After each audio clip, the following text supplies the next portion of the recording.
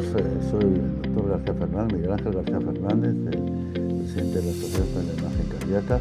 Iniciamos en este programa Avances que hacemos todos los años, pues una nueva reunión con vosotros.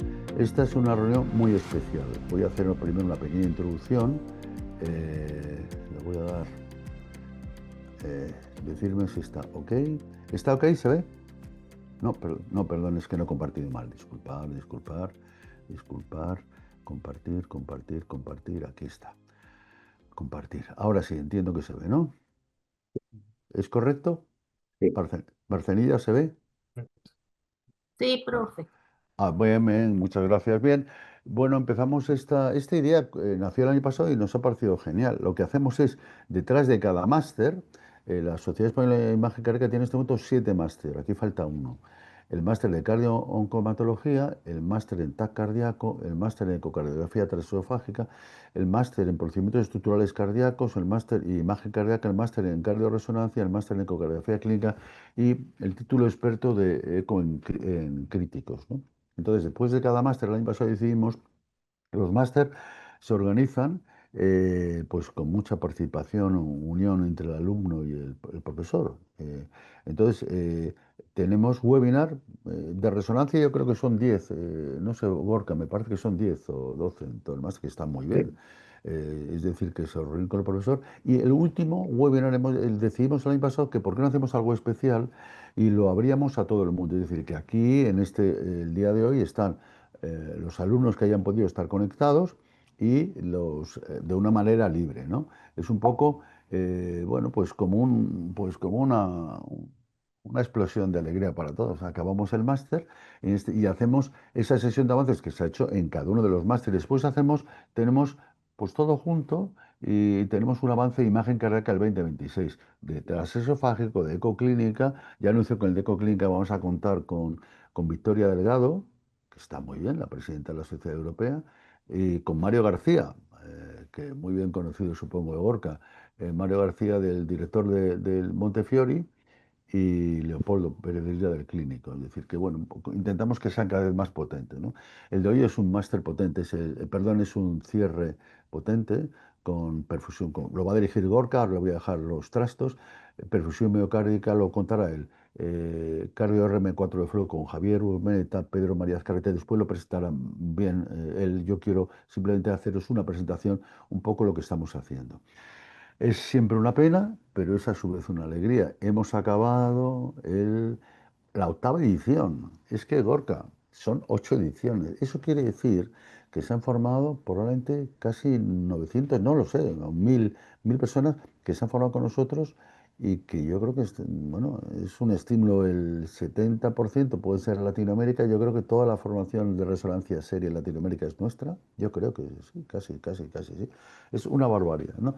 Y empezamos la nueva edición. Y una cosa importante, la nueva edición se está actualizando ahora sobre esta marcha, es decir, una octava edición, todas las ediciones se actualizan, con lo cual es un esfuerzo por parte de todos y por parte de los directores, ¿no?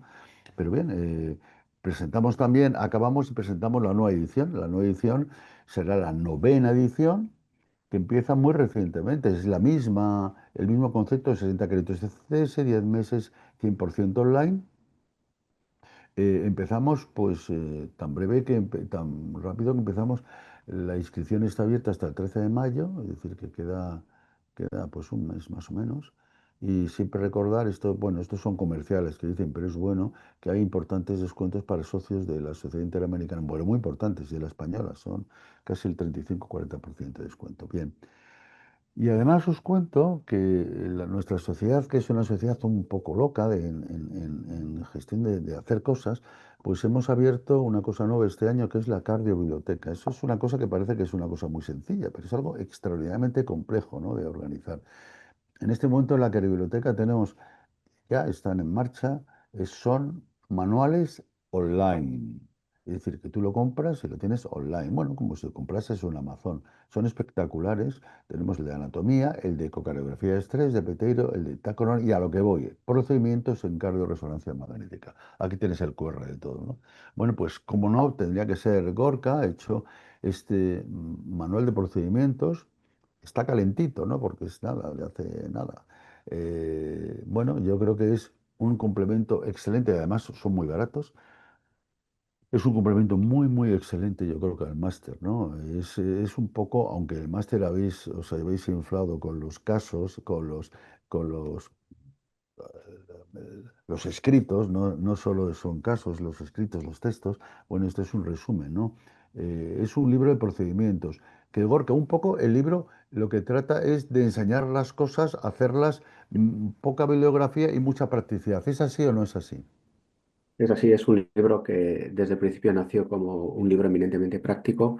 La idea incluso que tenemos es que sea un libro que pueda ser un libro de bolsillo y tal y como lo tenemos pensado es efectivamente práctico. Sí, está todo estructurado, hay generalidades al principio, luego va por distintas enfermedades. Imaginemos un caso, por ejemplo, que nos solicitan un estudio de una miocardiopatía hipertrófica. Podemos ir al libro y ver qué es la miocardiopatía hipertrófica, unos aspectos muy básicos, luego qué protocolo de adquisición tendríamos que hacer para estudiar bien la miocardiopatía hipertrófica, qué hallazgos encontraremos y finalmente cuál es nuestro informe que deberíamos realizar ante la miocardiopatía hipertrófica y así con cualquier otra enfermedad, miocarditis, etcétera. Con lo cual es un libro que va directo al grano en cada patología que tenemos que saber, qué tenemos que interpretar y cómo lo tenemos que informar. Sí, por eso un poco quería que lo contases, ¿no? No sé qué me está pasando, que no me deja. Quería que lo contases tú porque, bueno, o la visión tuya, perdón un momentito, no sé por qué. Perdón un momentito, ya sabes que el directo tiene estas cosas. Ir compartiendo, perdonar. Perdonar. Bueno, la visión tuya, ¿no? Gorka lo que quería hacer es un libro práctico. Es un libro, ha dicho, es online, se puede ver en vuestros dispositivos electrónicos y probablemente vamos a hacer una edición, pero esto va a tardar porque estamos con los otros proyectos de la que biblioteca, no sé, tenemos que decirlo, pero vamos, lo tenéis ya online, ¿no? Ya lo podéis leer y comprar y usar en los dispositivos, teléfono, en el iPad o en vuestro ordenador. ¿No? Bien, esta es otra idea, ¿no? Y luego, ya para acabar, recordar que bueno, la sociedad es muy dinámica, tenemos un importante grupo de gente dirigido por Barcenilla, que es una persona importante en el tema de las redes sociales, y dirige un grupo de gente. Y bueno, mirar, en este momento me pasaba los datos. En este momento tenemos 95.000 seguidores. Sin duda somos de las redes sociales, yo creo que son las más bestias de imagen cardíaca, ¿no? Esto lo cuento porque tenemos en Twitter 22.000, en Facebook casi 40.000 personas, en Instagram, LinkedIn. ¿Por qué? Porque todas esas redes en Twitter, el que nos sigáis, pues veréis que se están poniendo casos, es decir, que es algo muy dinámico para aprender. Igual que os aconsejo que ahora que estáis vais a dejar el máster en la web de la Sociedad Española de Imagen Cardíaca. No sé si voy a hacer una burrada, si me están siguiendo los de las redes, que estarán atentos al otro lado de la pantalla, pero a lo mejor se entran 3 millones de personas al año. Son unas cifras. Entonces hay una área muy interesante que es de casos explicados. De resonancia, por ejemplo, hay 107 casos, que no están mal, 107 casos documentados, explicados, es decir, que os puede servir para, son los famosos minicasos, puede servir para bueno, pues recrearos un poco, ¿no? En el arte de la resonancia. Eso es un poco lo que os quería contar. Entonces, bueno, dar muchas gracias y ya pasar los trastos a Gorka. Muchas gracias, Gorka, por el esfuerzo que has hecho con la dirección de este máster. Lo diriges con más personas, pero yo creo que tú eres la cabeza visible, con el doctor Eliseo Baño, con el doctor Palomares del Valdebrón. Y bueno, muchas gracias por tu esfuerzo y aquí estás, te dejo dirigiendo todo. Yo ya me callo, ya no voy a decir nada más, cosa difícil en mí, pero ya vas a dirigir todo el tema. Después nos encontramos a la discusión, ¿de acuerdo? Estupendo, Miguel Ángel. Pues muchas gracias y bienvenidos a todos a este webinar de fin de webinar de avances en imagen cardíaca, como digo, fin de la octava edición de nuestro máster. Y como ha comentado el doctor Miguel Ángel García Fernández, pues desde el año pasado consideramos que era algo interesante poner o enseñar lo que no está escrito en ese máster, pero sin embargo son actualidad, ¿no? Actualidad pura y para eso hemos organizado una sesión en la que junto a mí participará el doctor Javier Urmeneta Ulloa y el doctor Pedro Azcárate Agüero, a quienes conocéis de sobra. El doctor Urmeneta nos va a hablar sobre la cardio RM4 de Flow en el estudio de las insuficiencias valvulares. y el doctor Azcárate nos hablará sobre los aspectos claves de la resonancia magnética en el manejo de las miocardiopatías. Por tanto, como veis, será una sesión de gran interés en el que tocaremos tres aspectos importantes: la perfusión miocárdica, que es de lo que hablaré yo; flujo, estudio de flujos en resonancia con el estado actual de este estudio, con el doctor Urmeneta; y finalmente miocardiopatías, que siempre nos viene bien que el doctor Azcárate nos ponga al día en lo más reciente, de lo más reciente que hay. Si os parece bien, lo que haremos será dar las tres conferencias. Podéis ir mientras tanto escribiendo en el chat. Seguramente nosotros también podemos ir respondiendo algunas preguntas en el chat y dejar para el final como unos 10 minutos de preguntas para lo que os pueda surgir o para incluso poder debatir. Entonces, si estáis de acuerdo, Javier y Pedro, empezamos con este webinar sobre en avances en resonancia magnética cardíaca. Y cuando me preguntó el doctor García Fernández de qué puedes hablar, yo pensé, bueno, pues ahora mismo, si quisiera hablar de perfusión miocárdica, seguramente lo más avanzado que hay y lo que tendremos dentro de 2 o 3 años va a ser la perfusión miocárdica cuantitativa. Y esto digo que lo tendremos porque ahora mismo no disponemos de perfusión miocárdica cuantitativa para la práctica clínica, porque, por lo menos hasta lo que yo conozco, no existen secuencias de perfusión miocárdica cuantitativa que se puedan comprar e instalar directamente en las máquinas, sino que todo lo que tenemos son acuerdos de investigación y proyectos con lo que nos ceden este tipo de secuencia para que vayamos usándolas, validándolas y, por tanto, instaurándolas en nuestra práctica clínica habitual, para después, una vez enseñado ya sus beneficios, poder instaurarlas en nuestra práctica clínica, como digo. Estos son mis conflictos de interés, y para empezar con la reso, no tengo que deciros a vosotros, que sois expertos en resonancia magnética, que bueno, pues la resonancia magnética en cardíaca en concreto es la técnica, yo diría, de más valor para el estudio de la cardiopatía isquémica. Y lo digo porque es una técnica estándar de referencia para viabilidad miocárdica, para estudio de función ventricular, pero lo que me parece más importante es que, además de estas dos, es importante en la perfusión miocárdica, en la cuantificación y en la caracterización de la isquemia miocárdica. ¿Y esto por qué es importante? Porque si bien tenemos otras técnicas que nos pueden servir en ese aspecto, puede ser el ecoestrés, como puede ser el SPECT, ahora mismo el patrón de referencia con respecto al FFR es la resonancia magnética de estrés. Resonancia magnética de estrés que, cuando evaluamos, hemos aprendido en este máster que se evalúa de forma visual o de forma cualitativa. Y lo que hacemos es ponemos al lado, uno encima del otro, las imágenes de estrés, las imágenes de reposo, y lo que queremos ver es si hay defectos de perfusión inducibles, como en este caso en los segmentos anterior, anteroseptal, inferoseptal medio, anterior septal apical del ventrículo izquierdo, y esto nos traduce que el paciente tiene una lesión en la arteria coronaria descendente anterior, y, por tanto, como veis, nuestra valoración va a ser visual. Eso es lo que hemos aprendido, eso es lo que nos dice la práctica clínica, y eso es lo que nos dicen incluso las últimas guías de práctica clínica, año 2022. Aquí las tenéis. Nos dicen que la valoración visual es la técnica recomendada para estudiar la perfusión miocárdica. Sin embargo, cuando avanzamos más en nuestro día a día, y aquí tenemos las últimas guías de la Sociedad Europea de Cardiología, lo que nos están diciendo es que recientemente se ha propuesto la resonancia magnética cuantitativa, no visual o cualitativa, sino cuantitativa, como una técnica emergente para estudiar la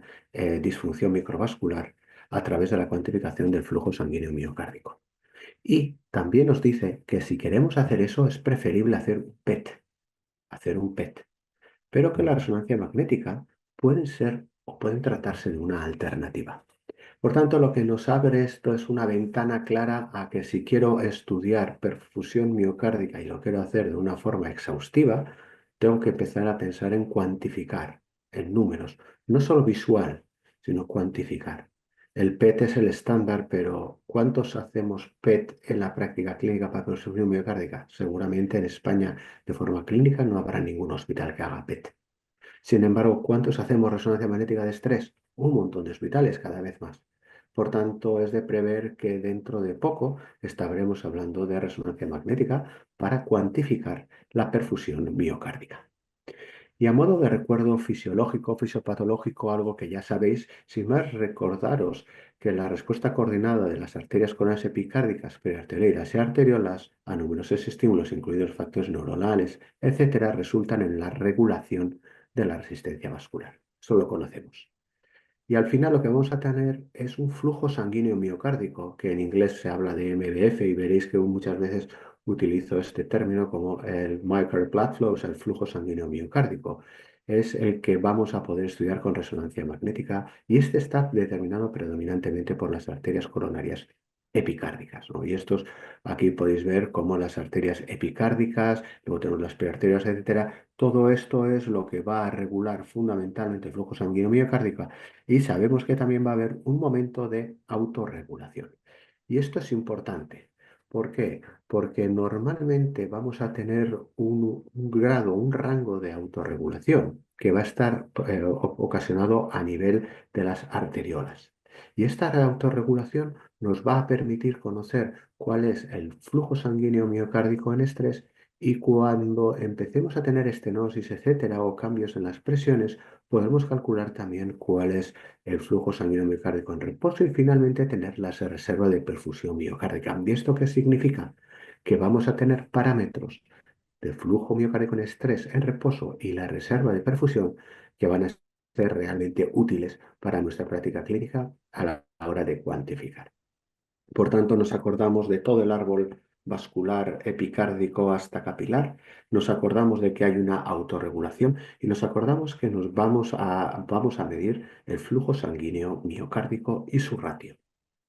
Cuando tenemos una estenosis en una arteria coronaria epicárdica, aquí tenemos la autorregulación y podemos ver que habitualmente en una situación de reposo la autorregulación suele ser suficiente para compensar estos problemas cuando las estenosis son leves 50%, pero cuando ya tenemos estenosis más importantes, puede ocurrir que en una situación de estrés el máximo alcanzable de flujo sanguíneo miocárdico puede ser insuficiente para satisfacer la demanda y entonces lo que vamos a tener es la isquemia.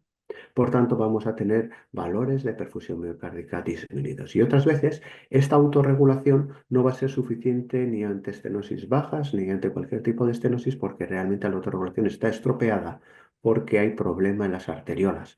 Y esto es la enfermedad microvascular. Por tanto, fijaos que cuando estamos hablando de perfusión cuantitativa, estamos hablando de enfermedades con dos conceptos diferentes. ¿Puedo estudiar la estenosis epicárdica? Sí. ¿Puedo estudiar los desbalances en la autorregulación y demostrar la isquemia? Sí, flujo sanguíneo miocárdico. ¿O puedo estudiar la disfunción microvascular? También la voy a poder estudiar. Por tanto, es lo que hasta ahora era para nosotros campo de otras técnicas como el PET, empieza a plantearse como una técnica útil en la resonancia magnética. Si más recordaros el robo coronario que se suele provocar en la arteria sana, en situación de reposo, la arteria enferma, si hay una buena autorregulación, la perfusión miocárdica va a ser homogénea, como podéis ver aquí.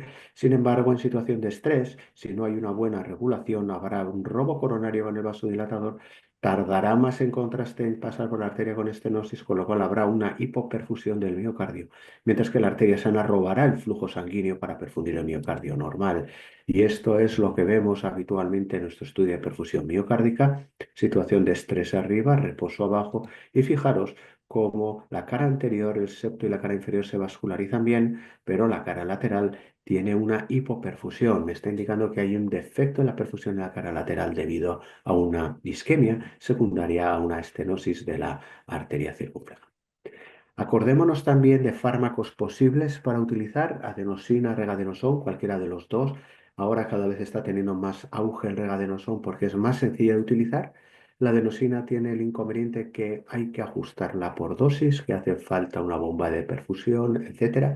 El regadenoson es bolo único, más sencillo de utilizar, menos efectos secundarios y mucho más llevaderos.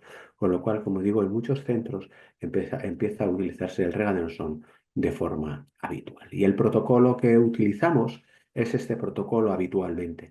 Hacemos los cines, hacemos la perfusión de estrés bajo el fármaco vasodilatador que queramos. Si es adenosina, esperamos hasta 2 a 4 minutos, 140 microgramos kilóminutos, si no hay efecto vasodilatador, es decir, aumento de la frecuencia cardíaca más de 10 latidos, disminución de la presión arterial más de 10 milímetros de mercurio, entonces subimos a 180, incluso a 210 microgramos kilóminutos. Mientras que con el regadenoson únicamente administramos 5 mililitros, que son cerca de 400 microgramos. Aquí esperamos 2-4 minutos o si vamos incrementando dosis hasta 6 minutos, mientras que en el regadenoson empezamos a los 70 o justo acaba de salir un artículo diciéndonos que es mejor hacerlo a los 90-100 segundos. Haremos la perfusión miocárdica de estrés, como estáis viendo. Luego haremos el eje corto, perfusión de reposo y realce tardío de gadolinio. Y este es nuestro protocolo convencional para un estudio de perfusión miocárdica. Sin embargo, ahora mismo estamos hablando de la perfusión cuantitativa. Y aquí os quiero hacer una salvedad. La adenosina y el regadenoson son dos fármacos vasodilatadores.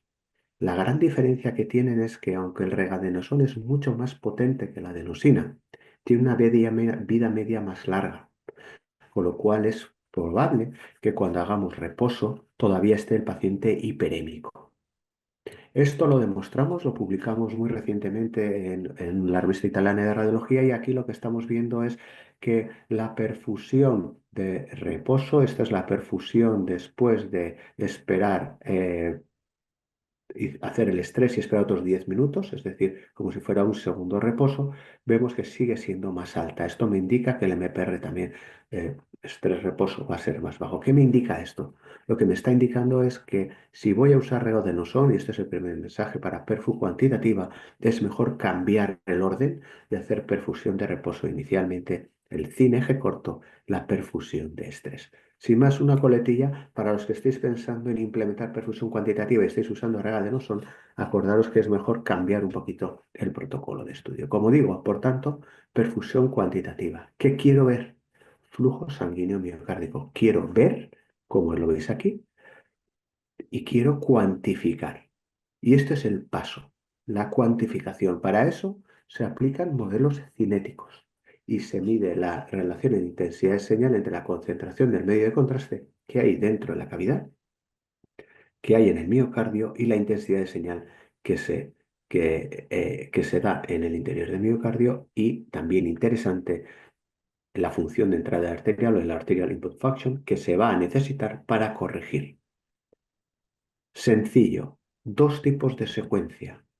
Para los que hayáis leído el dual bolus o el doble pulso, doble secuencia. El dual bolus no se utiliza prácticamente porque es farragoso de utilizar. Significa que vas a administrar contraste en dos bolos. El primer bolo va a ser súper diluido, tan diluido que a veces es muy difícil de conseguir porque hay que manipular mucho el contraste. Y después se pone otro bolo que es el de la concentración máxima. Un décimo para el primer bolo y luego el resto del contraste. Como digo, una secuencia que se publicó sobre todo por el grupo de Arai, año 2010 más o menos, no está muy en uso. Ahora mismo se aboga por un doble pulso.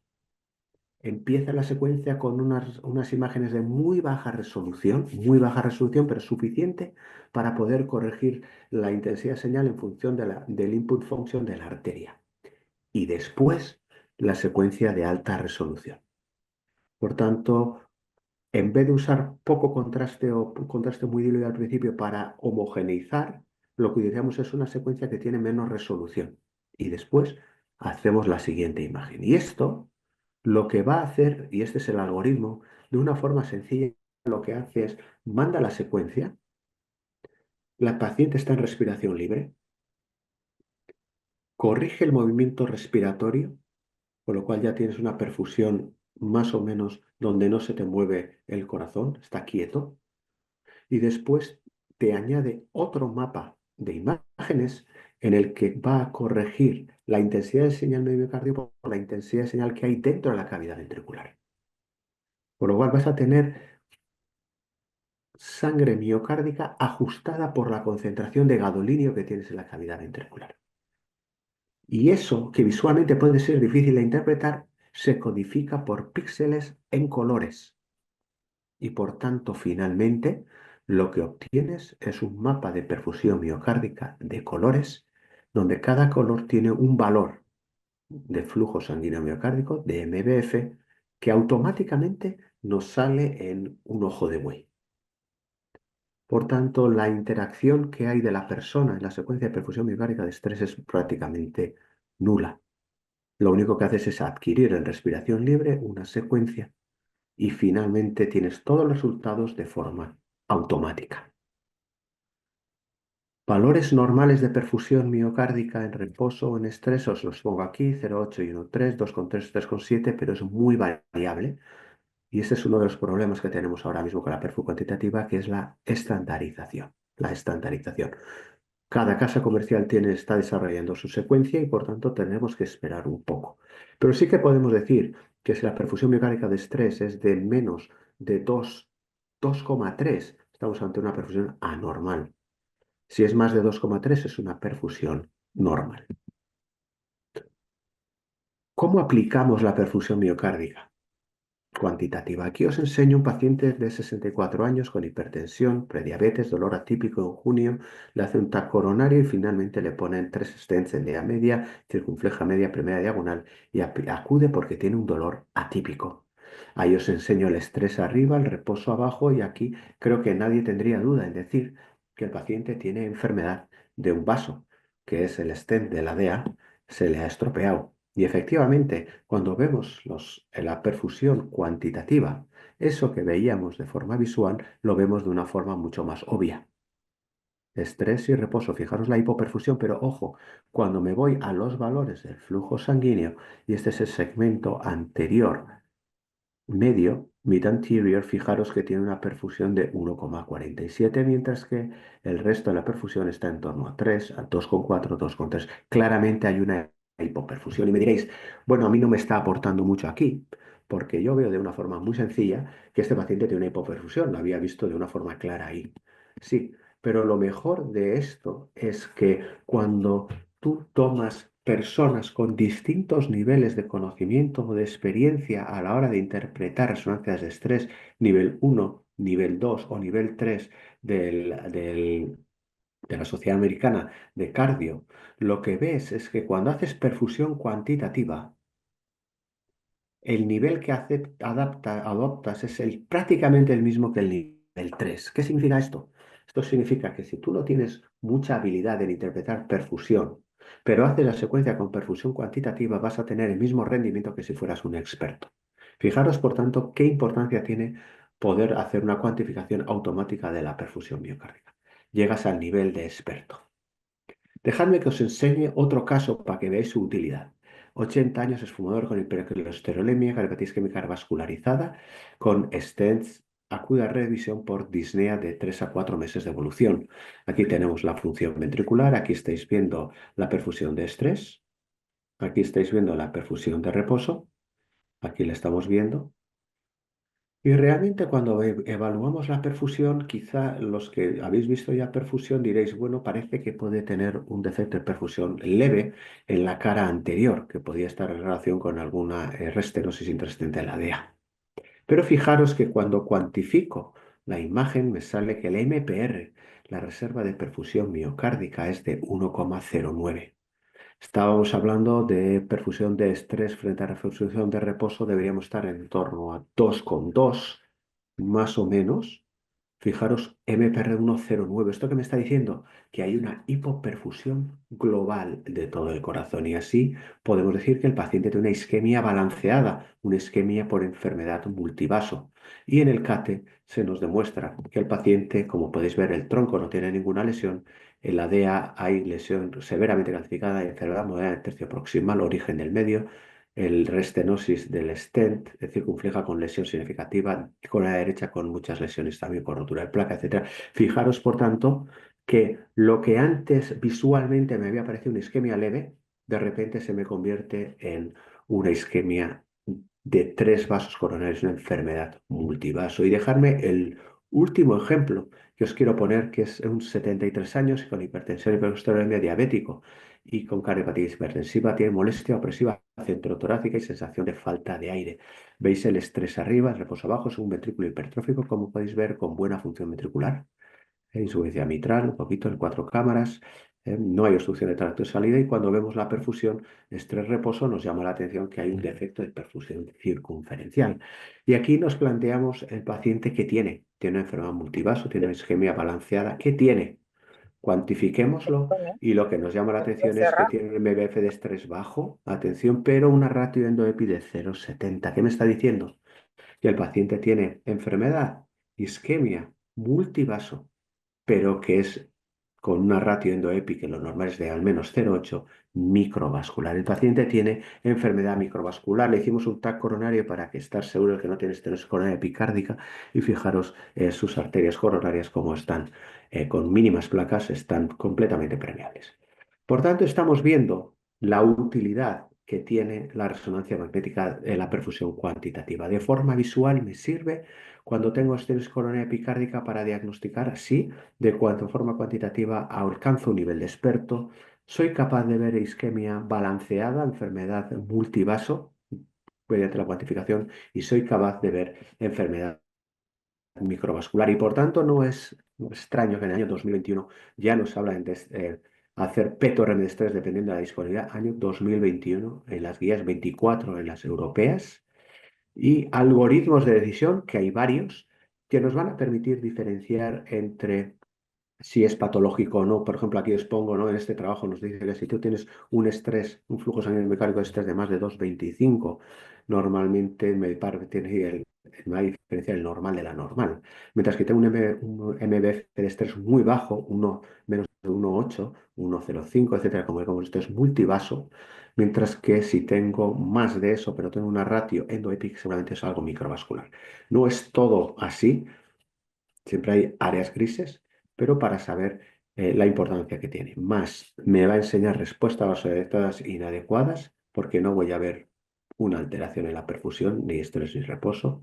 Ahí lo tenemos y, por supuesto, artefactos de banda oscura los vamos a poder identificar de una forma muy sencilla y lejos de la cardiopatía isquémica también lo podríamos aplicar a otras cardiopatías como la miocardiopatía hipertrófica, por ejemplo, y nos va a servir para hacer un diagnóstico de este tipo de miocardiopatía cuando tengamos dudas, por ejemplo, ¿no? Con toda la enfermedad microvascular que podemos ver, en el que veremos un MF de reposo aumentado, un gradiente transmural, lo que se ha comentado endoepi, reducirá el MF estrés, reducirá el MPR. O sea, fijaros, por tanto, que va a ser de gran utilidad esta cuantificación también para la caracterización y fenotipado de las miocardiopatías. Por tanto, para concluir, deciros que es algo que todavía no tenemos, es algo que la cuantificación todavía no tenemos, pero que nos va a aportar mucho a la reso de estrés, ya que sabemos que es una técnica que es no invasiva y clínicamente válida y respaldada tanto por las guías para evaluar y estratificar el riesgo de los pacientes.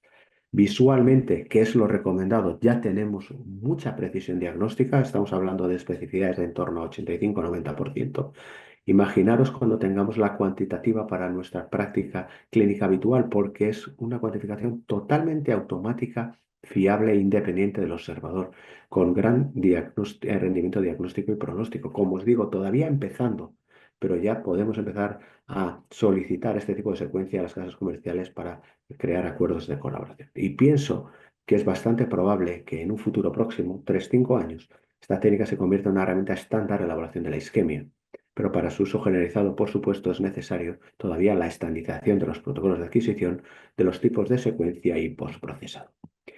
Termino mi sesión simplemente recordando lo que nos ha comentado el doctor García Fernández, el libro de procedimientos de cardioresonancia súper práctico, ya disponible en la cardiobiblioteca de la SEIC. Y con esto, agradeceros vuestra atención. Por supuesto, dispuesto a responder cualquier pregunta que tengáis, o me podéis dejar en el chat, o si queréis al final que podemos discutir. Y con ganas ya de escuchar la siguiente conferencia, que va a estar a cargo del doctor Urmeneta y que nos va a hablar de la cardio-RM4 de Flow en estudio de las insuficiencias valvulares. Adelante, cuando quieras, Javier. Bueno, buenas tardes a todos. Muchas gracias a los profesores por la invitación. Después de esta maravillosa charla del maestro Bastarrica, vamos a continuar con un tema también bastante bonito, igual que en la perfu cuantitativa. En esta ocasión de 4 de Flow y su utilidad en la valoración de insuficiencias valvulares. Cuando hablamos de insuficiencias valvulares, evidentemente nos referimos por un lado insuficiencia de las válvulas semilunares, como es la insuficiencia aórtica y pulmonar, donde sin duda el 4 de flow va a ser la gran estrella de la técnica, y por otro lado tenemos la insuficiencia de las válvulas auriculoventriculares, como es la mitral y la tricúspide, donde la resonancia magnética cardíaca como tal va a ser un método complementario al ecocardiograma, y aunque aquí la técnica 4 de flow puede ser un buen jugador que nos pueda sacar algunos partidos adelante, menos el de ayer, no va a ser la técnica que nos vaya a resolver todos los partidos, como puede ser el 4 de flow en la valoración de válvulas semilunares.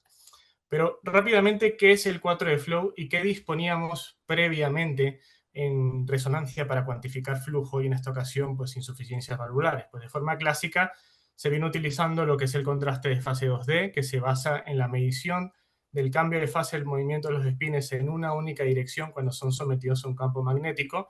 De esta manera, pues disponiendo de un único corte programado en escala de grises sin ningún tipo de maniobra de reconstrucción posterior. De esta forma, las válvulas semilunares se cuantifican clásicamente a través del contraste de fase 2D, medición directa en un único corte programado, mientras que en el caso de las válvulas auriculoventriculares esto no es creíble ni reproducible a través del contraste de fase 2D debido al amplio movimiento sistodiastólico del anillo, y es por ello que recurrimos, como bien sabéis, a métodos indirectos, que como es el cálculo del volumen latido a través de la segmentación del sin eje corto, restándoselo al forward volume o volumen que se va hacia adelante sobre la válvula semilunar respectiva. De esta manera obtenemos nuestro volumen regurgitante y la fracción regurgitante pues a través de la fórmula que ya conocéis, volumen regurgitante entre volumen latido por 100. Por su lado, el 4 de flow es una técnica relativamente nueva en práctica clínica. Nosotros la venimos utilizando desde el año 2017, aproximadamente en el 50% de todas nuestras resonancias cardíacas de práctica clínica diaria, la cual se basa en la cuantificación de flujo en las 3 dimensiones del espacio y una cuarta representada por el tiempo a lo largo del ciclo cardíaco, todo ello a través de una única adquisición volumétrica, que generalmente va a ser corazón y grandes vasos. De esta manera tenemos un análisis cual y cuantitativo increíble, de una forma muy fácil, muy rápida y sobre todo muy importante, como así demuestran los estudios, muy reproducible. Fijaros en el ejemplo que veis en pantalla, donde podemos ver una insuficiencia aórtica severa, podemos cuantificar nuestra insuficiencia aórtica a lo largo de toda la aorta y al mismo tiempo ser capaces de identificar que tiene un ductus arterioso persistente, cuantificar nuestro QPQS, cuantificar cuánto es el volumen que pasa exactamente a través de ese ductus, así como descartar valvulopatías, otro tipo de valvulopatías y otros tipos de shunts asociados en este paciente. Respecto a la 4 de flow, en la valoración de insuficiencias de válvulas semilunares no hay ninguna discusión, presenta ventajas aplastantes respecto a técnicas bidimensionales y esto es muy fácil de comprender. Cuando nosotros valoramos clásicamente una insuficiencia aórtica, por ejemplo, precisaremos de 2 cortes previamente programados, que en líneas generales una insuficiencia aórtica será un 3 cámaras y un coronal modificado, y sobre ellos iremos planificando de forma individual cada uno de los cortes que vayamos a requerir. Mientras que en el caso del 4 de flow, a través de una única adquisición volumétrica muy sencilla, donde generalmente lo único que vamos a tener que definir es la caja volumétrica de la región de interés, que por regla general será corazón y grandes vasos, así como ajustar el box shimming para evitar inhomogeneidad de campo, tendremos todo un volumen tridimensional permitiendo valorar los flujos a nivel de todo ese volumen en cualquiera de las zonas deseadas. El tiempo de adquisición, que puede ser una de las pegas que nos pongan los reacios a subirse a este tren del 4 de flow, actualmente tarda en torno a 7-10 minutos, cosa que puede parecer excesiva y que realmente se irá acortando a medida que la secuencia vaya avanzando, vaya adquiriéndose con inteligencia artificial como el Sonic DL o el Smart Speed o el D-Resolve, entre otras. Pero aún así, a pesar de eso, los tiempos de adquisición son totalmente asumibles actualmente en práctica clínica. Por un lado, su rentabilidad está fuera de toda duda. Aquel paciente que nosotros decimos que puede ser que tenga una CIA osteum secundum, que dejamos esa duda con Face Contrast 2D, con el 4 de flow, la vemos perfectamente, cuantificamos directamente cuánto es el shunt que pasa a través de esa CIA, descartamos otras valvulopatías y otros shunts asociados. Esas cardiopatías congénitas simples, por no hablar de las complejas, donde ya la ventaja es brutal, Fijaros en una cardiopatía congénita simple como una coartación, imaginaros el tiempo que necesitamos para nosotros valorar esa repercusión de SACOA, donde tendremos que programar de forma individual nuestro Phase Contrast 2D. Sin embargo, con el 4D Flow, a través de una única adquisición volumétrica, hacemos un análisis cuantitativo de una forma muy fácil, muy rápida y muy segura. Y por supuesto, en el tema que nos atañe el día de hoy, esa insuficiencia aórtica que nosotros decimos que tiene a través de un Phase Contrast 2D, pero que realmente es artefacto de la secuencia, con el 4D Flow somos perfectamente capaces de descartar que realmente no tiene una insuficiencia aórtica. Por el contrario, ese paciente difícil de valorar mediante Phase Contrast 2D por la presencia de flujos complejos, por dilatación aórtica, estenosis aórtica o patología bicuspidia, con el 4D Flow somos perfectamente capaces de identificar que se trata de 3 jets de forma individual, cuantificar nuestra insuficiencia aórtica a lo largo de esa aorta, así como darle muchísimo, pero que muchísimo valor a qué es lo que sucede sobre la aorta torácica descendente, como así hemos demostrado de forma reciente. La forma de cuantificar insuficiencia aórtica mediante 4D Flow es igual a lo que hacemos con el Phase Contrast 2D, propagación del ROI sobre la zona de interés. Fijaros las numerosas zonas que hemos valorado con 4D Flow en esa aorta. Y como digo, dando muchísima, pero que muchísima importancia a lo que sucede sobre la aorta torácica descendente. Fijaros de este paciente, flujo reverso holodiastólico, fracción regurgitante de un 33%, insuficiencia aórtica severa. Bibliografía que lo respalde, la verdad es que cada vez más y más bibliografía lo respalda. Inclusive tenemos un documento de consenso actualizado por segunda oportunidad en el año 2023 que hace especial hincapié en la utilidad de la técnica en práctica clínica. Estos no son casos aislados que pongo para la presentación, estos son nuestras formas de hacer las cosas, cuantificar la insuficiencia aórtica en la práctica clínica diaria en todo paciente que nos mandan una resonancia cardíaca y por supuesto también aplicable a insuficiencia pulmonar. Evidentemente menos frecuente que nos pidan un caso de insuficiencia pulmonar porque no somos un centro de congénitas, pero fijaros, este paciente con una insuficiencia pulmonar libre, tetralogía de Fallot intervenida en la infancia, ese aliasing en rojo por cierta estenosis del tronco pulmonar y de las ramas pulmonares. Pero ustedes se preguntarán, bueno, ok, muy bien, pero ¿qué pasa en pacientes con prótesis? ¿Es un problema la secuencia 4D Flow? Yo diría que más que un problema, muchas veces puede ser una gran solución. Fijaros estos pacientes donde tenemos una prótesis biológica aórtica y a pesar de ello somos perfectamente capaces de identificar esa insuficiencia aórtica intraprotésica, ese aliasing en rojo sobre la prótesis que nos habla todo ello de degeneración protésica. Y en pacientes con marcapasos, pues muchas veces nos pueden sacar de dudas, ¿no? A pesar del artefacto de homogeneidad de campo, que no lo vamos a eliminar, somos capaces de identificar que tiene una insuficiencia aórtica no significativa, así como descartar otras valvulopatías o shunts asociados. Pasemos a la segunda parte de la charla de la valoración de insuficiencias valvulares. Cuando hablamos de insuficiencias valvulares, ya sea mitral o tricúspide, tenemos que tener en la mente que con la llegada del 4D Flow disponemos de 4 métodos. Sin 4D Flow, método volumétrico indirecto, que ya hemos valorado previamente, método volumétrico VIVD, que sencillamente es restar el volumen latido del ventrículo izquierdo al volumen latido del ventrículo derecho mediante segmentación del eje corto. Sin embargo, este método evidentemente no es aplicable si tienes una IT y una IM intercurrente, cosa que no es poco habitual. Al mismo tiempo, la forma en que yo segmento, la forma en que tú segmentas, pues la variabilidad es muy amplia. Con el 4D Flow dispondríamos de 2 métodos. El primero de ellos, Annular Inflow Method, que es sencillamente calcular a través del tracking, seguimiento del anillo mitral y tracking, seguimiento de la válvula semilunar y restar el forward volume, volumen que se va hacia adelante sobre la válvula V, al forward volume que se va sobre la válvula semilunar, y esto sería nuestro volumen regurgitante. Como podéis ver, es un método indirecto, pero con 4D Flow. Y finalmente, la estrella de la técnica, el método directo, que es como nosotros lo solemos hacer en práctica clínica, que es el seguimiento sistodiastólico principalmente del jet regurgitante, jet tracking. ¿Y cuál de los dos métodos es mejor o peor?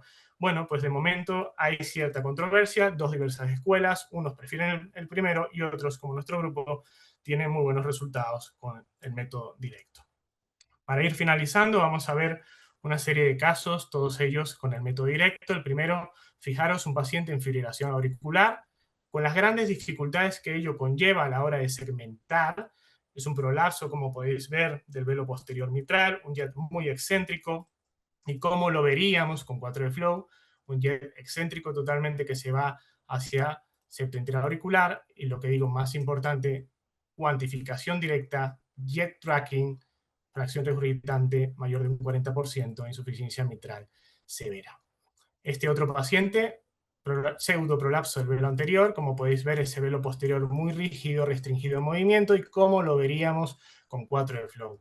Un jet amplio, excéntrico, hacia la pared lateral de la aurícula izquierda, reconstrucción multiplanar en las 3 dimensiones del espacio, y como digo, lo más importante, cuantificación directa del jet regurgitante a través del método directo jet tracking.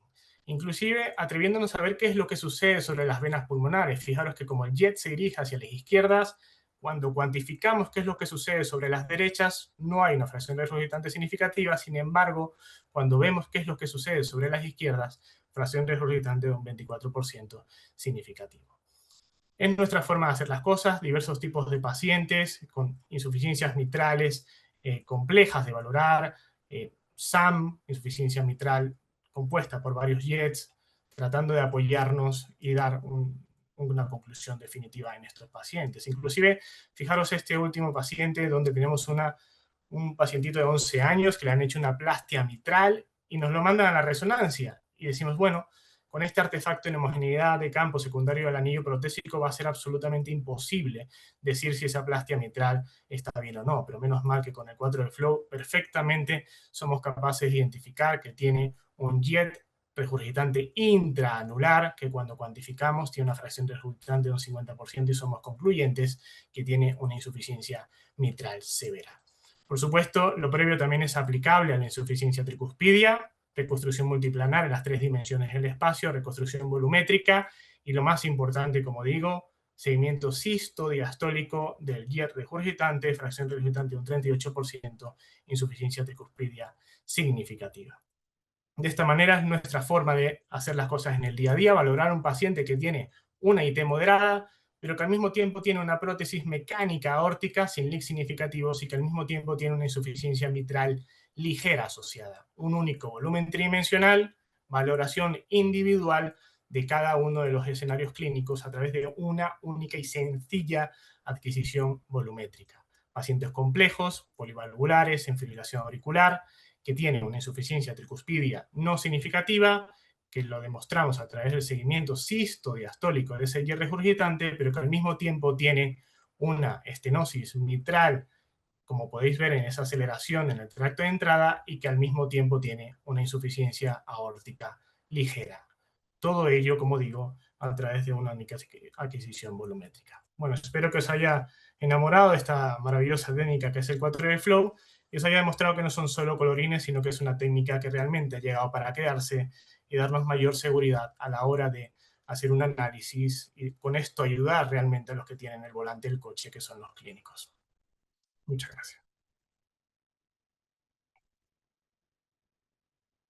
Muchas gracias, Javier, por esta sesión tan interesante. Vaya casos más bonitos que nos has enseñado. Increíble, increíble. Me he quedado alucinado, por ejemplo, con el del niño y con la valvulopatía mitral intervenida. Me ha parecido muy llamativo. La verdad, enhorabuena. Luego Gracias. tendremos momento para hacer algunas preguntas. Como digo, si queréis preguntar algo en el chat directamente para que os podamos ir contestando, o si no, las dejamos para el final. Y ahora, pues tengo el gusto de presentaros a Pedro Azcárate, que es muy conocido también dentro de nuestro máster. Es un muy experto en resonancia magnética, le encantan las miocardiopatías y ahora mismo pues, nos va a dar una actualización sobre esto de las miocardiopatías y cuáles son los aspectos claves para su manejo. Gracias, Pedro. Muchísimas gracias, Gorka. Muchísimas gracias a todo el grupo de trabajo por vuestra invitación. Estar aquí es un auténtico placer. Si yo tuviera que resumir las 2 charlas anteriores de los 2 ponentes anteriores, que son magníficos, diría, hay que ser sistemáticos y hay que conocer muy bien la técnica, ¿vale? Yo creo que es muy importante en resonancia. Vale. En cuanto a lo que a mí me concierne, que es hablar sobre las miocardiopatías, empezaré poniendo un pequeño repaso de qué son las miocardiopatías. La mejor definición, aunque es del año 2008, me parece esto. una alteración estructural y funcional de miocardio en ausencia de enfermedad coronaria, hipertensión arterial, valvulopatía y cardiopatía congénita establecida. Vale. Después ha habido muchas otras definiciones y las últimas guías que luego os mostraré son del año 2023 de la Sociedad Europea de Cardiología. El mundo de las miocardiopatías que yo empecé a conocer por resonancia en el año 2008, cuando estuve en Inglaterra, ha evolucionado sustancialmente. Actualmente conocemos los genes, conocemos distintas miocardiopatías que han ido surgiendo, de manera lo que parecía ya un mundo relativamente controlado en el año 2005, que os mostraré, actualmente es un mundo que necesariamente, aunque voy a mostrar cuál es la técnica de referencia, tiene que ser multimodal. ¿Y cuál es el mensaje que quiero mandar?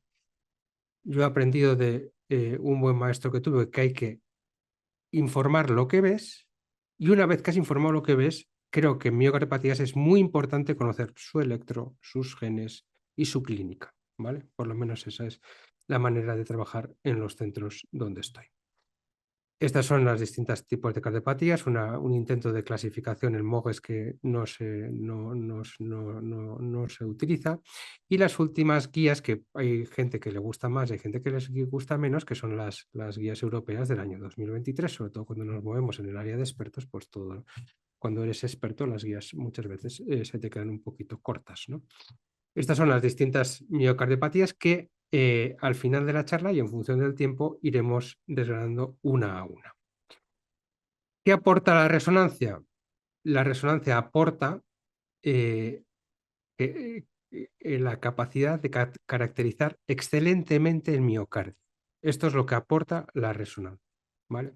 Hasta ahora, ¿qué teníamos? Hasta ahora teníamos unas secuencias de función estupendas, donde podíamos ver cómo se contrae el miocardio, cómo funciona, cuáles son los volúmenes, etcétera. Y tenemos unas secuencias de fibrosis focal donde podíamos ver cuál era el patrón de fibrosis del miocardio, ¿vale? Muy bien. ¿Qué quiero decir? Y esto sigue siendo actual, y esto no es un concepto mío, es un concepto que lo escuché una vez allí en Seymour. Nosotros en resonancia, a pesar de todo lo que voy a decir, salvo en casos muy concretos donde los hallazgos pueden ser patognomónicos, como en el caso de la amiloidosis o en el caso del Fabry, en el resto de las miocardiopatías estamos siendo unos excelentes seteros, que esto en España se entiende muy bien, donde estamos intentando discriminar entre unas miocardiopatías que se parecen mucho a otras miocardiopatías, ¿vale? Y esto es muy importante saberlo, y aquí es donde la experiencia juega un papel importante. En el año 2005, aunque ponga este paper es, yo creo que es muy importante conocerlo. Esto fue un antes y un después, Marhol, un grupo alemán, que nos resumía cómo se comportaba el realce tardío en distintas miocardiopatías. Muy bien. Después apareció la capacidad de hacer una adquisición paramétrica, lo que habla Gorka de una cuantificación absoluta, en este caso, de cómo está mi tiempo T1, que habla de fibrosis difusa, de cómo está mi tiempo T2, que habla de si el miocardio está inflamado o no, y cómo está el volumen extracelular, ¿vale? Que es la cantidad, en el fondo es el mismo concepto de fibrosis, pero cuantificada, ¿vale? No dependo tanto de un tiempo, que el tiempo nos puede pasar como en la cuantificación que hablaba el doctor Bastarrica. Esos tiempos pueden variar de secuencia a secuencia, mientras que el volumen extracelular, si es mayor de 32% en esa zona del miocardio, o si es difuso, esa zona del miocardio tiene más fibrosis. Muy bien. Tenemos este paper y luego esto se ha ido añadiendo a distintas miocardiopatías, como puede ser en este caso las miocarditis, donde se implementaron esta serie de cuantificación paramétrica y hubo un update de los Lewis Criteria del año 2009, ¿vale? Incluyendo los mapas. ¿Qué nos aportan los mapas en este contexto y en otros? Yo voy a poner este de ejemplo. Con la cuantificación que teníamos hasta la cuantificación absoluta, la capacidad de diagnosticar una inflamación miocárdica estaba alrededor de una sensibilidad y especificidad del 85%, más o menos. Con estos otros criterios llegamos al 95% de especificidad y sensibilidad, ¿vale? Con lo cual esto nos habla de precisión diagnóstica. Muy bien. voy a hacer un pequeño receso de que lo importante que es hacer el realce tardío bien, porque esto se nos olvida, ¿vale? Hablamos mucho de mapas, hablamos mucho de speckle tracking y se nos olvida que el realce tardío hay que hacerlo bien. Y este paper también lo traigo un poco en honor al doctor Bastarrica. Uno de los autores de este paper es Raymond King, que fue uno de los autores de un paper que hubo un antes y un después en el estudio de la cardiopatía isquémica. Y todos tenemos en la cabeza, los que hacemos resonancias, de lo importante que es el T1, el tiempo de inversión, perdón, para anular bien el miocardio, si has puesto bien el gadolinio y si estás haciendo bien la secuencia. Pero este paper nos recuerda otras cosas. Nos recuerda conceptos muy básicos, pero creo que son muy importantes, que es que si yo tengo una bradicardia y cómo estoy adquiriendo la secuencia es latido a latido, es decir, cada pulso, aquí tenéis el 1, de radiofrecuencia obtengo información para el espacio K. Aquí todos los pacientes con este tipo de secuencia van a contrastar muy bien lo que es una fibrosis focal del miocardio sano, ¿vale? 7-6, perdón. Cuando el paciente oscila entre 45 y 95 latidos por minuto, este factor de 1, que es lo que solemos utilizar todos, cae abruptamente. Mientras que si ponemos un factor de distancia de 2, y esto es muy importante, la capacidad que tengo de diferenciar lo que es patológico de lo que no es mucho mejor. ¿Y por qué es esto? Porque estoy utilizando secuencias T1. Al utilizar secuencias T1, el T1 tiene un tiempo de relajación largo. Si el paciente tiene una frecuencia cardíaca elevada, tengo que, digamos, disminuir cada latido que adquiero, y en vez de adquirir información cada latido, adquiero cada 2 para dar tiempo al T1 a volver a su normalidad. Creo que se entiende. Y cuando ya son pacientes muy taquicárdicos, pues hablan incluso hasta de un factor de 3. Este concepto, que no se suele tener en cuenta, es muy importante a la hora de adquirir un buen realce tardío. Y otro concepto que está aquí es el concepto de unas secuencias que ellos utilizan, que son las secuencias FIDEL, en las que anulando la sangre se obtiene un mejor contraste para ver el realce tardío. ¿Vale? Con lo cual, realce tardío parece algo como viejuno, pero realmente sigue evolucionando la técnica y es muy importante saber utilizar bien la secuencia de la que dispones en función de la capacidad respiratoria del paciente, la capacidad de apnea y en función de la frecuencia cardíaca. Vale, muy bien. Otras novedades. Todo eso es, lo que he dicho es robusto. Lo que he dicho está en la Sociedad Americana de Resonancia Cardíaca. Cosas que nos ayudan a cuantificar las miocardiopatías que no son algunas de ellas novedosas. En análisis de deformación. Lo mismo que hacemos por eco, somos capaces de hacerlo por resonancia. Y para eso tenemos básicamente dos métodos. El MioStrain, que es de una casa comercial, que básicamente parece ser muy potente a la hora de ver cardiotoxicidad en fases iniciales, y aquí les muestro un eje corto y los ejes largos de un paciente que tenía bloqueo de rama izquierda, y lo que se llama el feature tracking. El feature tracking es un concepto muy parecido al del speckle tracking, lo que pasa que estamos viendo en este caso la intensidad del tejido miocardio y estamos siguiendo esa intensidad de señal. Vale, en este metaanálisis que les muestro, que puede servir de referencia, donde se incluyen a más de 2.500 pacientes para cuantificar, por ejemplo, el ventrículo izquierdo, nos salen unos valores de referencia del strain longitudinal global del ventrículo izquierdo que nos pueden servir de referencia. ¿Vale? ¿Y por qué pongo esto? Porque yo actualmente sí que utilizo esta tecnología. ¿Vale? Muy bien. ¿Qué es lo que hay que hacer? Utilizar todas tus herramientas bien, y por eso pongo aquí este otro paper donde se lo recomiendo su lectura, donde estos autores nos recomiendan cómo analizar las miocardiopatías mezclando eso que nos ponía Marhol con los mapas T1, con los mapas T2 y con el volumen extracelular, ¿vale? Hay algún paper reciente mejor, pero este me parece muy visual. Muy bien. Y además tenemos a la inteligencia artificial rondando, ¿vale? Que probablemente nos ayude en la integración de todos estos datos que obtenemos de la máquina. Vale. Les voy a poner un ejemplo de esto que llamo aproximación integral. Este es un paciente que realmente no tiene artefacto de latido, lo que tiene es un artefacto respiratorio, no aguantaba bien, es un paciente con hipertrofia ventricular izquierda, cerca de 80 años, remitido para estudio para ver la etiología. Tiene una hipertrofia difusa con un septo interventricular alrededor de 16 y con una masa aumentada. Vale, tenemos estos son sus ejes cortos. Aquí tenemos el análisis de feature tracking del ventrículo izquierdo, 3 cámaras, 4 cámaras y 2 cámaras. Vemos como el global es de 13.2, ¿vale? Está claramente disminuido. Vemos también el string de la aurícula, como es una aurícula que en fase de reservorio está muy dañada, con un string de 13,7, ¿vale?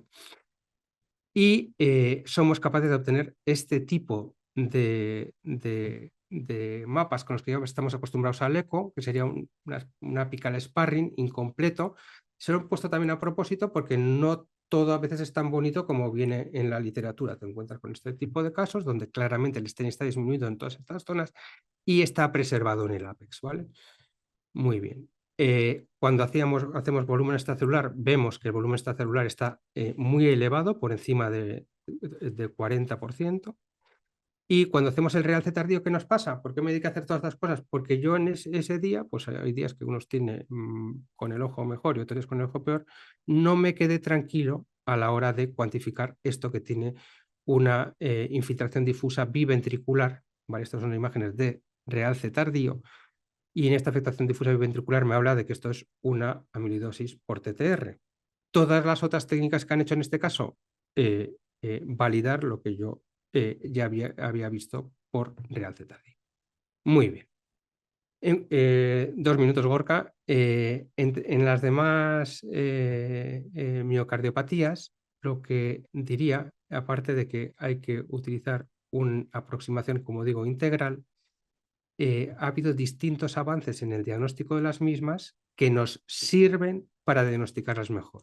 Avance importante en hipertrofia del ventrículo izquierdo en miocardiopatía hipertrófica, este paper de aquí, ¿vale? Que todos conocen seguro, ¿vale? Cómo cuantificar la hipertrofia relativa del ápex para aumentar tu sensibilidad para diagnosticar miocardiopatías hipertróficas apicales, ¿vale? Y aquí les muestro un ejemplo. Este paciente tenía SAM, tenía hipertrofia del septo y aquí parece que hay algo. ¿Vale? Esto es un aneurisma muy pequeñito y me lo van a creer cuando vean que aquí hay realce tardío. ¿Vale? Esto es un paciente con miocardiopatía hipertrófica de premio septal y también afectación apical. Muy bien. Y además la resonancia me permite cuantificar la cantidad de fibrosis que tiene ese paciente y eso nos va a dar una información pronóstica, ¿vale? Esto es, según el software que tengas, cuantificas la cantidad de realce tardío que tiene esa miocardiopatía hipertrófica y si ese porcentaje es por encima de 15, según las guías americanas, indicaría un cambio, digamos, en el tratamiento de ese paciente. Muy bien. Vale, en cuanto a la miocardiopatía dilatada, un antes y un después de cuando hay afectación del septo y hay la línea, la estría septal, que no se nos olviden estos conceptos básicos. Esto fue descrito por primera vez por el Bronton, es decir, si tengo fibrosis septal importante, incluso con pacientes con una función ventricular no muy deprimida, como era el caso, fracción de eyección por encima de 40, si leen las conclusiones, esos pacientes van a ir peor, ¿vale? Y en cuanto a la miocardiopatía restrictiva, les quería poner un ejemplo aquí, en este caso de eso es un concepto mucho más amplio que el de las amiloidosis. Este es un ejemplo de una sarcoidosis, que son patologías que te encuentras de vez en cuando, aunque son infrecuentes, con una afectación quizá no hipercaracterística. Lo característico de la sarcoidosis es que afecte sobre todo al septo interventricular. En estas imágenes de realce tardío. Muy bien. Un paper importante de referencia de uno de los que más sabe a nivel mundial de caracterización por resonancia de sarcoidosis y otro paper sobre cómo diagnosticarla y tratarla. Muy bien. Esto es una amiloidosis clara, no como la que les he puesto anteriormente. Esto es mucho más evidente, esto lo ve cualquiera, ¿vale? Y esto es, a día de hoy, cómo lo podemos cuantificar con secuencias de mapeo T1 y en este caso con volumen extracelular. Muy bien. La resonancia también nos permite una mejor caracterización de la miocardiopatía arritmogénica, que es un mundo muy amplio. Tenemos los criterios de Padua del año 20, si no me equivoco, y luego tenemos una propuesta de mejora de criterios europeos del año 23, si no me equivoco. Básicamente lo que, además de ver trastornos de contractilidad claros, en este caso aneurismáticos del ventrículo derecho, con dilatación del mismo, y con áreas de fibrosis, lo que nos permite la resonancia es ver que estos pacientes tienen una fase caliente. Cuando tienen una fase caliente en ocasiones el T2, las secuencias potenciadas en T2 aumenta y el volumen extracelular también aumenta, el tiempo T1 también aumenta. Muy bien, vale, seguimos. Esto es el paper que les decía del año 24, intentando mejorar, yo creo que mejora un poquito los criterios de Padua, pero según cada centro utilizará aquello con lo que se encuentra más cómodo. Si yo resumo un poquito lo que he dicho ahora con respecto a la miocardiopatía arritmogénica, la miocardiopatía arritmogénica es una miocardiopatía infrecuente. Es muy importante conocer cuál es el electro del paciente, y esto me ha pasado recientemente. Es muy importante saber que puedes tener un signo que se llama el mordisco de la rata, donde tenemos un realce tardío epicárdico característico en el ventrículo izquierdo, y hay que saberse también todo este tipo de documentación. Muy bien. De la miocardiopatía no compactada, que en este caso, pues aquí lo que hay es discusión. En las guías del año 23 aparece, en las europeas, y uno de los que describió, Petersen, nos dice que no existe y lo que tenemos que hacer es hablar de trabeculación excesiva, ¿vale? Esto a día de hoy está en debate, ¿vale? Yo particularmente sigo al doctor Petersen y a todos estos autores de aquí y hablo de trabeculación excesiva porque parece ser que es una adaptación del corazón a distintas situaciones hemodinámicas y que lo de la no compactación a nivel embrionario no se sustenta. Muy bien. En cuanto a las conclusiones, la resonancia es una técnica precisa y extremadamente versátil, ya que permite caracterizar el tejido cardíaco de forma no invasiva mediante secuencias T2 asterisco, realce tardío, mapping. Esto la convierte en una técnica de imagen muy útil para identificar patología subyacente en muchos pacientes con patología con miocardiopatía. Además, permite identificar patologías en un estadio evolutivo precoz, feature tracking, MioStrain, estratificar el riesgo según la cantidad de fibrosis, acuérdense, miocardiopatía dilatada, miocardiopatía hipertrófica, y evaluar la respuesta al tratamiento en el contexto de infiltración cardíaca amiloidosis. Por todo ello, la RMC debe utilizarse para el estudio detallado de todos los pacientes con sospecha de miocardiopatía. Esto es todo. Muchísimas gracias. Muchas gracias, Pedro, por esta revisión tan interesante que nos has hecho sobre las miocardiopatías. Y estoy seguro que dentro de la audiencia, que estamos ahora mismo 83 participantes, que me ha gustado mucho que ha ido incrementando, ¿no? Lo que suele ocurrir a veces en los webinars, que al principio empieza mucha gente y vamos bajando el número, ahora cada vez estamos más, ¿no? Venga a admitir personas. Eh, Seguro que el doctor García Fernández, que ha estado escuchando las conferencias, tiene también algún apunte que le gustaría hacer. Yo, así sí me gustaría meterme un poco contigo, vamos, estoy hablando en broma. Nosotros en una época, pues hace muchos años, hicimos muchísima perfusión con eco. Y os vais a reír y decir, bueno, pero ya sabemos que eso tiene muy mala calidad porque el paciente no lo hacíamos. Fue un modelo en perros y en cerdos, que además la que prácticamente hizo todos los trabajos fue Esther Pérez David, que ahora se dedica a resonancia.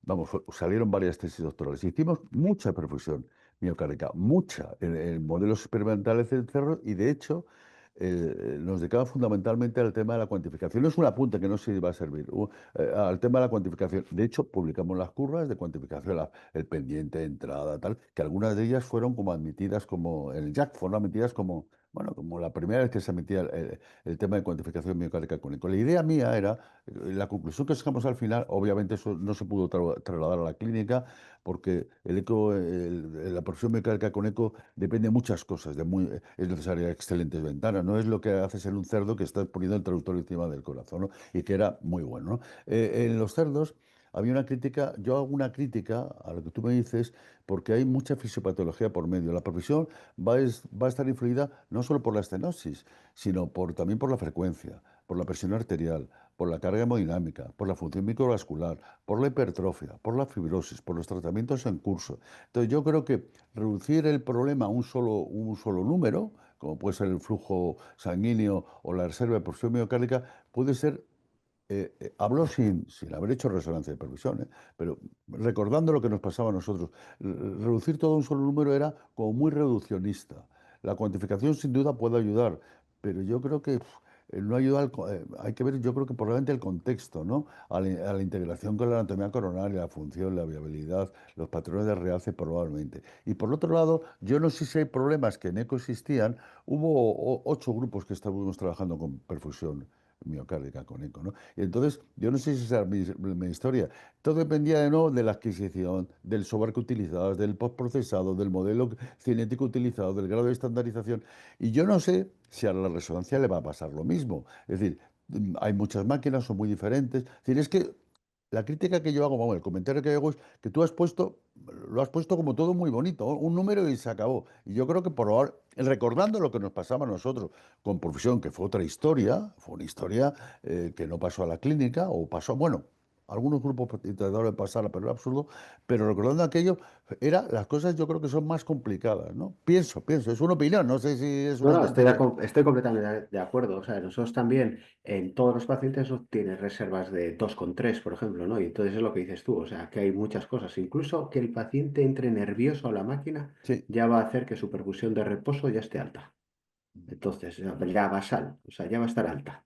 Entonces, sí que efectivamente hay que tener en consideración muchos aspectos, ¿no? El vasodilator el que usas, el contraste que usas, etc. Pero todo lo que estás contando es lo que desde el año 2010 se ha intentado ir solucionando con las distintas secuencias. Sigo pensando que el blanco y negro no va a existir, lo estamos viendo en tag de perfusión miocárdica, o sea, es decir, cuál es cuál es el MBF normal que tiene que tener una persona, pues va a depender de la edad, va a depender del peso, o sea, de muchas cosas. Pero sí que hay unos números orientativos y sobre todo viéndola en global al paciente que te puede ayudar y orientar el diagnóstico. Y por lo menos la experiencia que tenemos es buena, porque como digo, llevamos haciendo perfu cuantitativa desde el 18 con unas secuencias. Ahora hemos parado por una cuestión de licencias, lo que hablaba. Nos han hecho un upgrade y tú crees que cuando te mejoran la máquina te mejora todo y resulta que cosas que tenías las pierdes, ¿no? Entonces estamos luchando para conseguir otra vez la secuencia de perfusión, que está ya aprobada y supongo que estará instalada enseguida. Pero mi mensaje es que aporta, como puedes hacer análisis visual, además, siempre te va a aportar mucho más y creo que es algo que lo que vamos a trabajar y que vamos a tener. Pues no sabías que Esther Pérez David fue una súper No experta en sabía. perfusión. Sí, de hecho su tesis doctoral que se la dirigí yo era perfusión en perros, perdón, en cerdos. Y Ya le además voy a decir. con Jack y con publicaciones Uno, sí, sí. Sí, se hizo unas cosas muy buenas y su tesis doctoral fue buenísima sobre el tema. Bueno, un solo comentario a Javier. Javier, eso además de ser bonito es útil, pero dime en qué 2 cosas que te quedarías con el 4 de Flow. Las conozco porque te las he oído decir, pero si tienes que decir realmente, fuera de lo bonito, porque es espectacular, realmente que en congénitas complejas, ¿en qué te quedas? Congénitas siempre, Ya está. congénitas, o sea, eso es la estrella sin duda, o sea, no haría congénitas sin 4 de flow. Alguien que no tiene conocimiento complejo de las congénitas, ¿sabes? Porque, hombre, estoy hablando de congénitas más duras, no estoy hablando de una CIA o de una CIV, ¿no?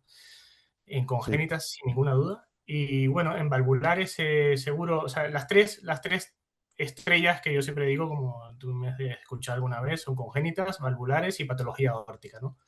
Pero si Sí. tengo que elegir dos, sería congénitas y valvulares. Muy rápido una pregunta y ya yo me callo. Pedro, Azcárate, esta quiero que la escuche Urmeneta. Pedro Azcárate haciendo strain con resonancia. Madre mía, ¿dónde estamos llegando, no? Yo es que soy muy poco, me creo muy poco el strain, por supuesto. Ahora creo que voy a montarla en Cartagena, India.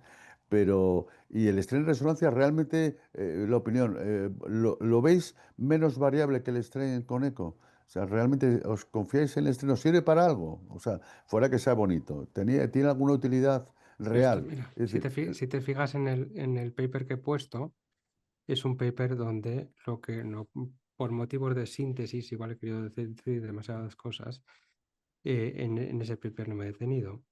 Es un paper que utiliza distintos vendors, o sea, distintas casas comerciales y distintos softwares para llegar a un valor de normalidad. La variabilidad que existe en el GLS pasa lo mismo que con ECO. sí. Entre las distintas casas comerciales es importante. Es Entonces, que no solo vale con que una técnica sea bonita, sea pronóstica, fíjate, sea sensible, lo que hace falta es que se demuestre que esa técnica cambia algo clínico y ese cambio clínico significa que el paciente ha mejorado. Si no, es que te digo que nos están no, no, sacudiendo con tantas técnicas, pero bueno, vamos a ver, pero eso sirve, lo digo en general, sirve para algo. O sea, no es solo, porque tú puedes pensar que estás cambiando el pronóstico, pero después lo llevas a la clínica y el paciente sigue teniendo el mismo resultado. Hay miles de casos, ¿no? El yo ejemplo más, sí, el ejemplo más claro es el CAS, ¿no? Las arritmias. En mi época joven, que vosotros sois muy mayores, las arritmias las tratamos por ese infarto porque se implicaban mala evolución. Después, cuando las quitamos, sirvió el pronóstico de las arritmias de tener extrasístoles es malo, pero si las quitas no te sirve para nada. Es decir, que una cosa es que sea una cosa y otra cosa es que haya cambios clínicos. Y ahora con la multimodalidad yo creo que estamos enloquecidos. Me perdonáis, ¿eh? Yo creo que estamos, no sé, estamos sobreutilizando las técnicas y creyendo, bueno, pues que a datos, pues el strain, bueno, pues el strain de la resonancia igual funciona, pero yo creo que hay mucha presión por muchos lados y yo creo que nos estamos enloqueciendo y que el árbol, los bosques, el árbol no nos deja ver el bosque o algo así que se dice, ¿no? Bueno, es un comentario crítico con pelo no, blanco y nada más. bien. Yo lo que, pero igual no lo he dicho bien. En la Sociedad Americana de Resonancia, mapeo está ahí. Cuando ya aparece ahí, es que es algo serio. Real Z tardío está ahí, el strain no está ahí, Ya, bien. ¿vale? Ni tampoco el mío strain, mal que les pese, ¿vale? Muy bien. Bueno, Gorka, que te estoy quitando No, yo estoy esperando a ver si aquí nos escribe David Santiago. Buenas tardes desde Lima. Referente a la Sí. preparación previa a la adquisición con perfusión con adenosina, ¿cuánto es el tiempo que debe suspenderse el sildenafilo? Nosotros este vasodilatador no lo solemos suspender. Nosotros habitualmente, de hecho, para hacer estudios de perfusión miocárdica no solemos suspender la medicación. Intentamos no suspender, que tome lo normal. Lo que sí intentamos evitar, por supuesto, es la cafeína, eso sí, porque ese sí que bloquea sí que bloquea. Sí que el sildenafilo nos preocupa quizá cuando pongamos nitroglicerina para hacer TAC cardíaco, pero propiamente para adenosina yo no suelo suspender, para regadenoson tampoco. No sé si Pedro, que también haces mucha perfu, si suspendes, ¿no, verdad? No. No. Yo creo que el regadenoson es que es muy seguro. Y lo más importante es la cafeína de la Coca-Cola. Chocolate Sí, y curiosamente el plátano también, que tengan en cuenta, y ya está. y el descafeinado también, ¿eh? Sí. El Pero descafeinado bueno, tiene 30% de cafeína, que Bueno, sepáis. dicho que nos hemos pasado, están muy a gusto. Yo quiero que despidas el máster, porque esta es de alguna manera la despedida de la octava edición del máster para los alumnos que están y que son alumnos. Bueno, y en general, pues deciros que lo que hemos comentado al principio, ¿no? Que yo creo que nuestros máster tienen una peculiaridad, que es esta que estamos viendo, ¿no? Que tenemos contacto directamente con los alumnos. Gorka, Sí, despídete. sí, bueno, pues no tengo mucho más que añadir a lo que comentas. Esto es un viaje que empezamos por mayo más o menos y que estamos a punto de terminar ahora mismo. Y es el comienzo de otro máster que vamos a empezar otra vez el 18 de mayo. Quiero decir con esto que estáis más que invitados a seguir, repetir, seguramente no. Seguramente habrá unos flecos, siempre podéis contactar con los profesores y por supuesto todo lo que habéis aprendido, que lo pongáis en práctica, que es lo más importante. Y la otra cosa importante también es que, por supuesto, recomendéis este máster a vuestros compañeros para que la resonancia magnética, con la importancia que tiene, se implique todavía más en la práctica clínica. Muy bien, yo creo que hemos influenciado nosotros en la sociedad y yo creo que estoy orgulloso de que mucha gente, podéis estar orgullosos, ¿no? De que mucha gente en el campo de la lengua castellana o Hispanoamérica y España o Latinoamérica, como queréis llamarlo, bueno, pues se han formado con nosotros, ¿no? Yo creo que eso es algo muy bueno. Bueno, chicos, estáis nerviosos los del Real Madrid porque dentro de media hora está la Champions y sé que hay, yo no soy futbolero, pero hay gente que está pendiente. Bueno, chicos, nada más. Estupendo. Gorka, nos vemos, ¿de Muchas acuerdo? gracias. Muchas gracias Nada, a todos. gracias. Buenas tardes.